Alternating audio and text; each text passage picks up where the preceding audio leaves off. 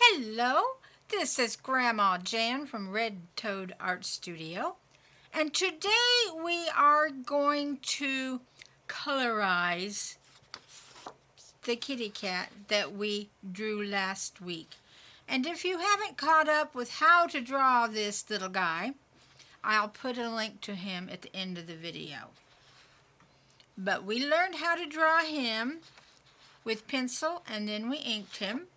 And this week we are going to add color.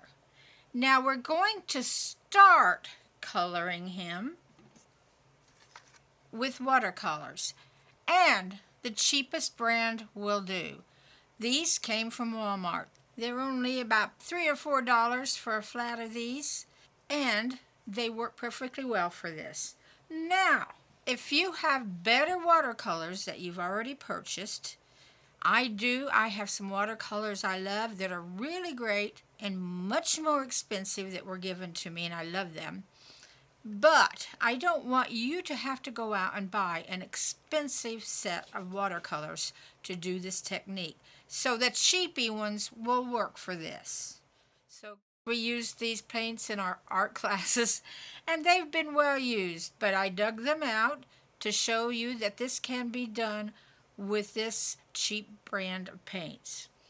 And of course you'll need a brush or two. I like to have a bigger brush and a tiny brush to get in corners if needed. But one about this size, and it's best if you get a good watercolor brush. Unfortunately, the brushes that come in these cheap sets, well, I'm not sure they can use the name brush. They're not very good. So you may have to invest in a better brush. And you can get sets of brushes, usually at Walmart, that are different sized brushes. And it will say on the package usually what they can be used for. So check that out. And you will need some water. And it's always good if we have paper towels around. And we are only going to do the first layer of color in watercolors. And from there on, we are going to use marker. Now, any markers you happen to have around the house that you've been using will work. I've got a set that I bought many years ago that's still working. And it costs a little more that way because you usually buy about 100 markers in these sets. And we don't need that many today. I think I used 3 on this one. I'm not sure. We'll find out. But you can go to your Walmart or a drugstore, your favorite store that carries everything, and buy Sharpies. I am using Sharpie permanent markers, fine point. Now there is a permanent marker out there by Sharpie that is a really, really super fine point, and you don't want to use that. You want to use these fatter ones so it will cover well. But any markers you have will probably work, and it's up to you, the colors. Now, if you're going to be working on the drawing that you did last week, you're kind of stuck. So, if it happens to be copy paper or something really thin, you should probably do the whole cat in markers. But I tell you, it takes the time, it takes a long time to do the background or the basic color with a marker. And that's why we go watercolors, because it goes so much quicker and easier. But you can use markers, it'll look good. The only problem with markers, when you have a big place to color, you might run out of ink, which is a worry you always have with markers. Now, I love markers, but you never know when it's going to run out with you, and if you can't replace it quickly, your art piece is in trouble. But we're just learning here, so, if that happens, it won't be a tragedy. You can just start over. Draw it on at least a mixed media piece of paper. Again, I bought some of this at Walmart, but you can buy this on Amazon or your art store. Mixed media. This will handle watercolor or any other kind of paints you want to use and be fine for your markers and your drawings. Mixed media. It's saying it will do all kinds of medium for your artwork. Where copy paper, or sketching paper, if you try to use watercolors, your paper is going to wrinkle and buckle and you're going to have a hard time with it. You can try it and see if the paper you have will work, but I would advise you to at least use mixed media paper. And I got this at Walmart, 120 sheets. If I remember right, it was about $15. Now, I bought this last year. I don't know what the price is this year, but not hard to find out. Let's see, is there anything else you will need? You will need your imagination, your fingers, and don't be scared of this. It's something new. Now, I don't know why. Do you have a musician in the family? When they're given a hard piece, maybe they're going to play it for church or for school or something special. Have you seen them bring it home? They should bring it home and practice and practice and practice. Play that piece 100 times or more and get it as perfectly as they can. But for some reason, when we're doing artwork, we expect to get that picture perfect the first time we do it. We should draw it perfect. We should paint it perfect. We should do everything perfect and come up with a masterpiece the first time we try. And really, like a musician, an artist should be willing to practice and practice, improve your art until it's as good as we can get it. Now, a lot of us don't like to do that. We want it good the first time we do it. But if we really want it good, we will work at it. Now, I'll be honest, when I did this guy, he was within the first 3 or 4 probably that I did. I really don't have time to do one 100 times and put it online. I have to do the best I can, and then I get it up and show you some techniques that you can try, and I'm sure you'll do better than me. I also had a set of instructions that went with drawing this guy, and you can go to this video, and it has the link how to download them. They're free, and you can have them at home to kind of jog your memory when you want to draw your second cat and your third cat and your fourth cat. So should we get started? This is kind of what we're aiming for today. He has been watercolored. He has some markers on him. His eyes were done with markers. His nose was done with markers. This darker color, the grass was done with markers. And then the shadows were done with the pencil. So let's get busy. I will do it step by step so you can see how it's done.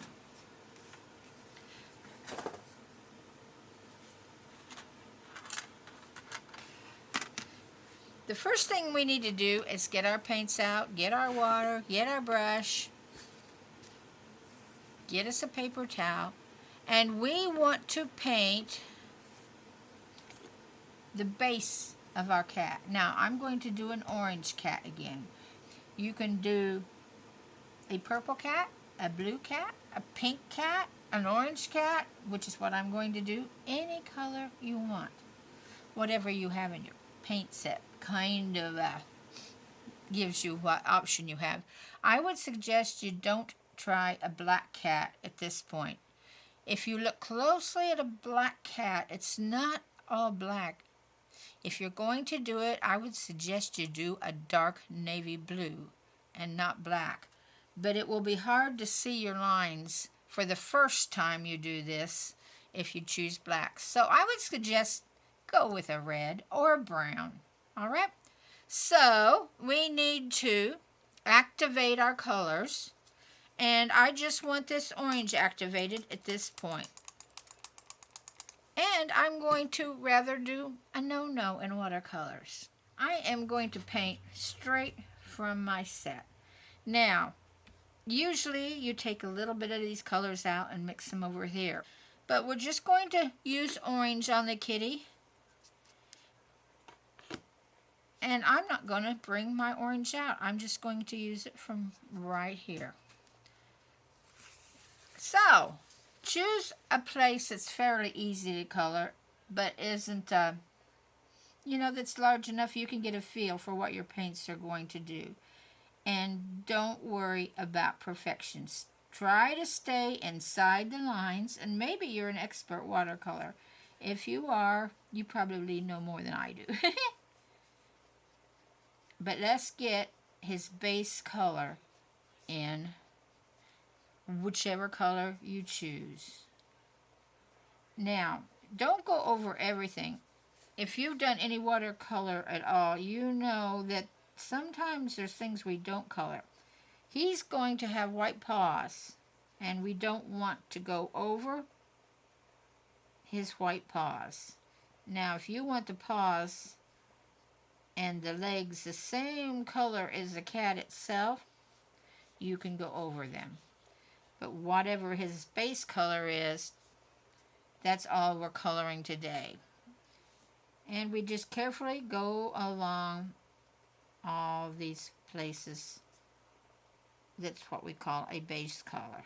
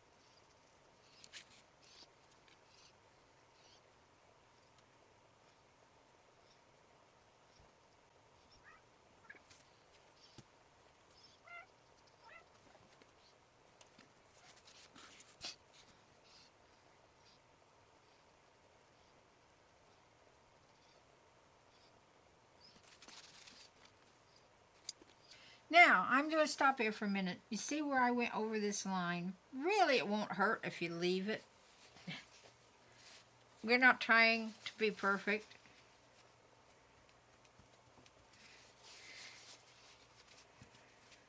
But if you need to pick up color, get a clean wet brush and go over it and wet it down and then dab it with your paper towel, and you can usually get rid of that. That wasn't too bad. Normally I would have just left that because we're not striving for perfection on this kitty cat. Sometimes the looser you are and the less worried about mistakes you are, the better it looks, to our amazement that it looks great when we're done.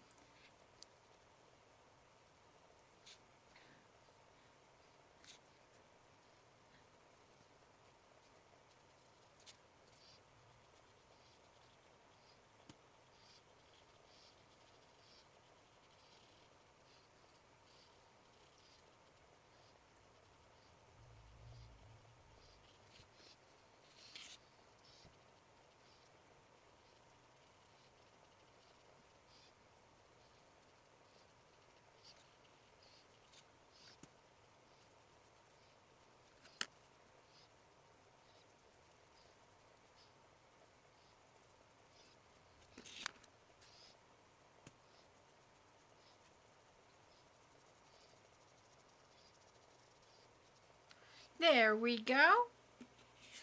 And remember, if we do a joggle, I usually do a terrible one way out, but I don't want to if I didn't actually do one. But you know what? I'm going to do one down here and show you. What if I went, yep, and that's on my paper. Do you see this down here?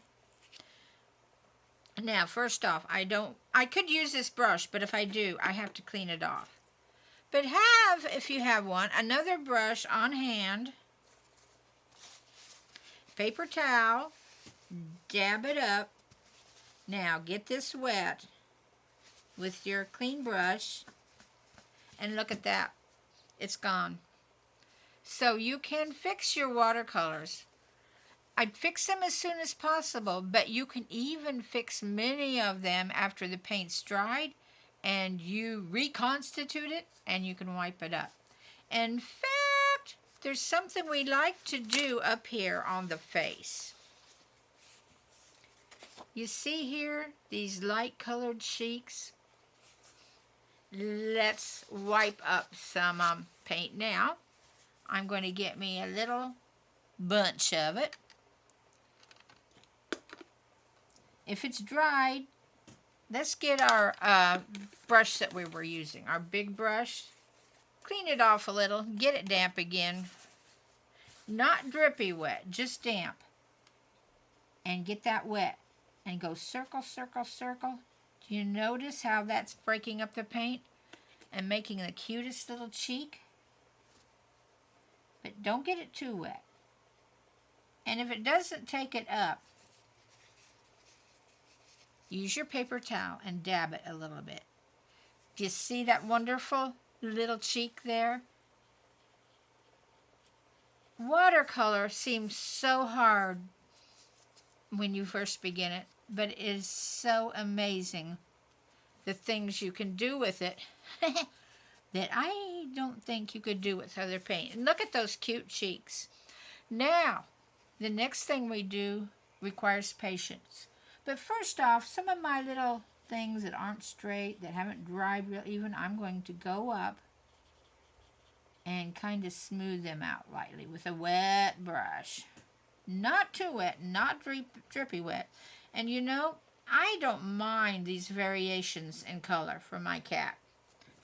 This cat had plenty of them and he dried great.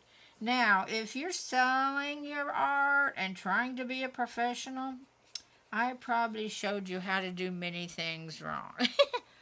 But especially if you're learning, this will help you get used to your paints and you don't have to be real picky. Just enjoy doing the work. Now, this needs to dry.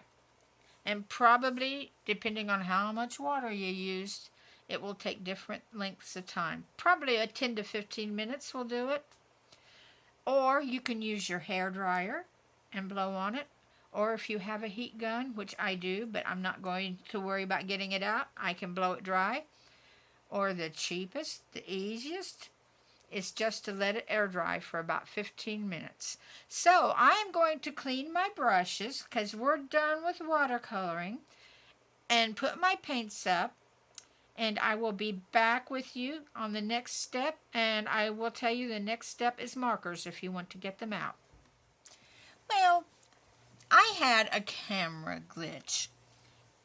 I didn't miss much, but I missed a little. And I'll tell you what I just did was markers, using my Sharpie marker, a permanent marker, fine point. I colored the eyes green.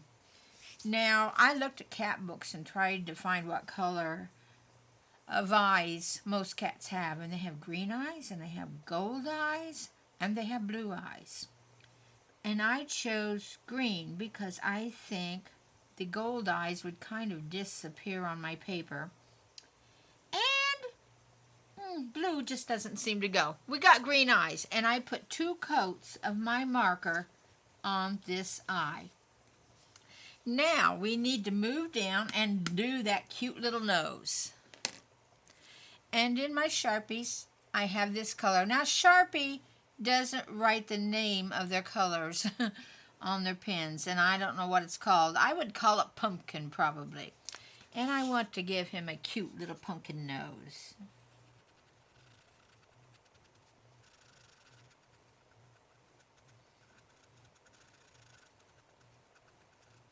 There we go.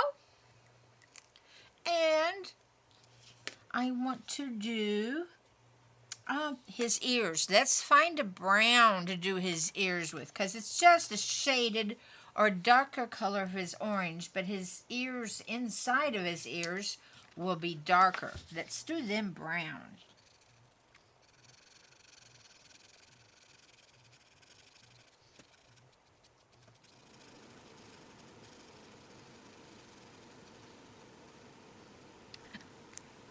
You know, this is a grandma thing. I thought I was picking up brown, and I thought it looked weird here. It worked, but I actually had a lilac color. Let's put that lilac away.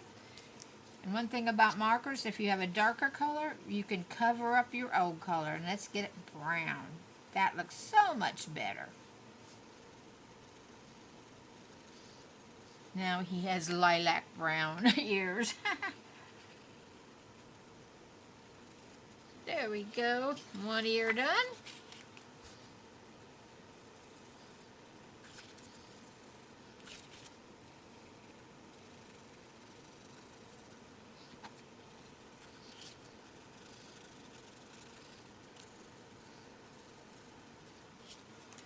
Now, one other thing that's brown, let's see, it's my collar. The other day when I was inking this, I made a huge mistake. My arm jogged. It just did that. Yours ever do that? And it makes a line with this permanent ink. It's permanent. So, I wanted to try to fix it. I stared at it. There's not much way you can get rid of it. You could try to put white paint over it, and sometimes that kind of works. But there's really no way to erase it. And I'm going to do an accidental jog here, and this might be tricky. Oops! Look at that ugly line. And I stared and stared at it, and the rule for art, if you make an unfixable mistake, make it look like you meant it to be there. So I came in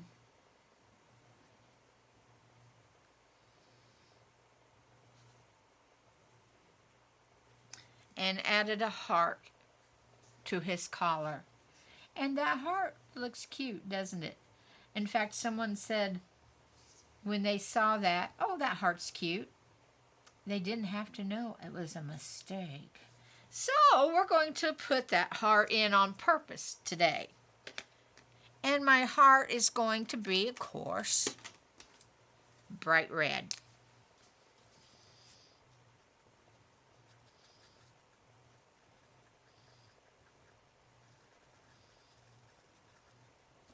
There we go. And the rest of his collar will be brown leather. You could make it a nice bright blue or other color, but I don't want to compete with those pretty green eyes up there. So I'm making it just a plain old brown. We will put some highlights on it later, though.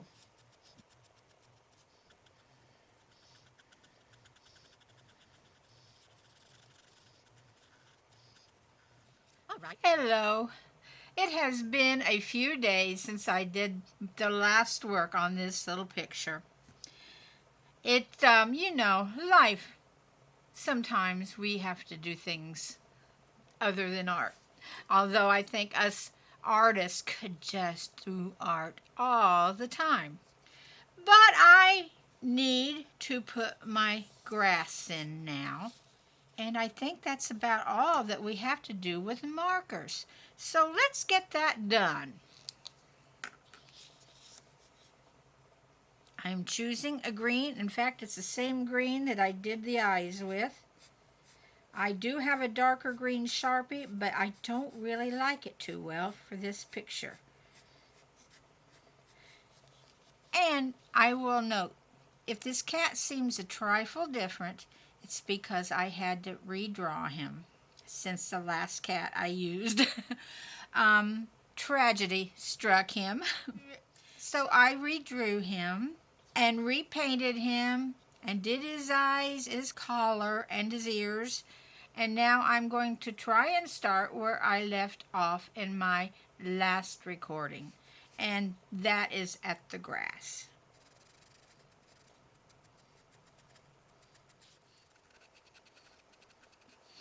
There we are. We have our grass down. I think that looks pretty. It's cheerful looking, although he looks a little mad, I'll admit. And one thing I usually do, we don't have to, but if you want to do this, I like to put a little dark line under my grass. Do you see that there? Just a thin, dark line. So, just come along here. And don't worry about making it straight. How about like that? And then we do need to fill this in, obviously.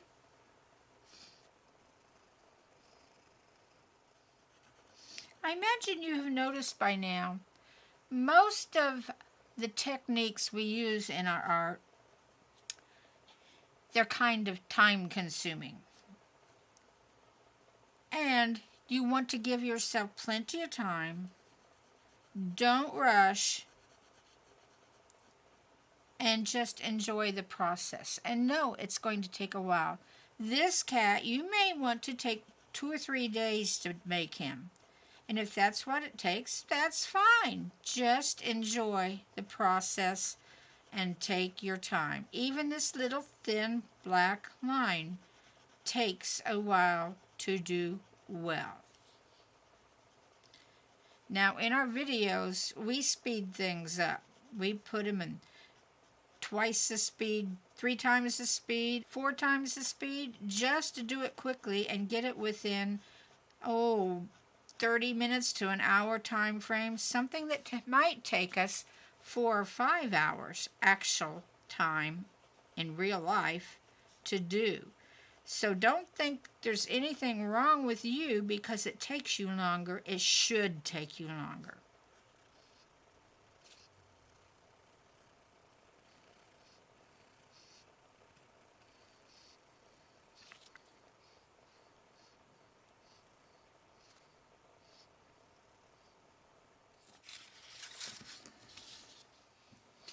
So I hope you have enjoyed part 2, learning how to draw Fluffy. And in our next video, we will be finishing Fluffy by adding the shadows and the highlights. And in that video, you will need a 6B art pencil and a white acrylic paint pen to do the highlights. See you then. Bye-bye.